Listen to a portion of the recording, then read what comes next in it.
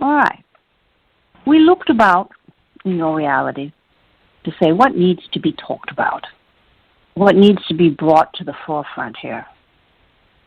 And this time, the word forgiveness came forward very strongly. We think it's easy in the culture to become resentful, to harbor ill feelings towards someone else that you normally really care about. It's hard to accept that somebody may be participating in some sort of action that's hurtful to you, and you can't believe they're participating that way, so you become angry and disconnected from them and say, I'm never speaking to them again because they did this horrible thing or they said this inappropriate thing to me. All of you have had relationships where you desperately love the person. It could be a parental-child thing. It could be a boyfriend-girlfriend thing. It could be two little girls playing jump rope out in the playground. Everyone has had that interpersonal moment where you were crazy about this person and everything was going great, and then something occurred that caused it to be not so great. And you were hurt, bewildered, disillusioned by the other person's actions. You have to remember that not everyone is clear, and you have to remember that some people don't think before they act. They just act and, let the chips fall where they may. Forgiveness is important in the fact that most people aren't thinking clearly, and they'll do and say things that are inappropriate. It's important to understand that everyone makes mistakes, and we think what's in the Bible is that let he who is without sin cast the first stone, because none of you are perfect. We'll go back to that comment too. So in your life, if there's a person who used to be important or someone who had meaning to you, it could be a son, a daughter, or it could be a mom or a dad that maybe you haven't spoken to in a long time because there was an incident that came up that you said, okay, that's it, I'm done. There's too many things that have occurred here and you're not changing. And then you have this sort of vacuum between you and the other person. It's important to understand that your interactions need sometimes to be forgiven because not all of you are thinking clearly at any given time.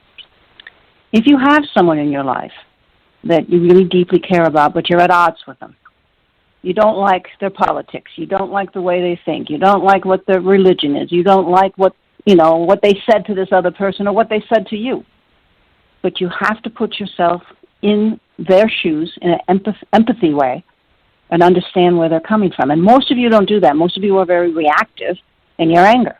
And sometimes the anger is justified. But everything is a lesson. And these people who might have wronged you in some way, maybe didn't intend to do it, or maybe they just weren't thinking right. Or maybe they just thought they would be revengeful and do this really negative thing just to get your goat. It's important to forgive them.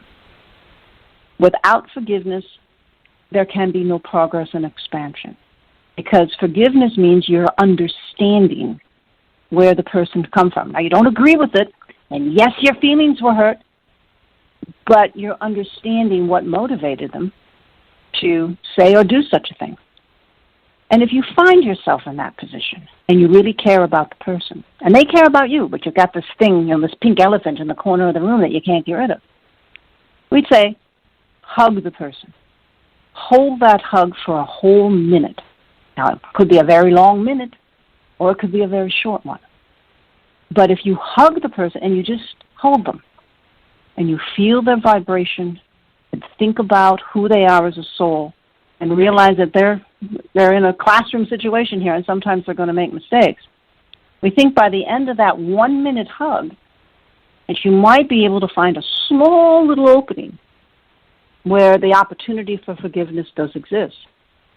There are many, and we've talked to many, who have spent 20, 30 years harboring ill feeling for someone that they had an argument with or, a problem with, and they always regretted it. I wonder whatever happened to them. I wonder if they're okay. But I can't call them because they did this horrendous thing. Maybe extend the olive branch and say, all right, that was a pretty lousy thing you did, but I'm now understanding a bit more where it came from and your motivation for that, and I've decided that I'm going to let it go because you're more important to me than the event.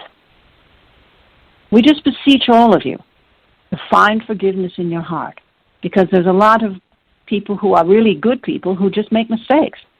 And we don't think there's one of you that could raise their hand and say, I've never made a mistake, I'm perfect. None of you can do that.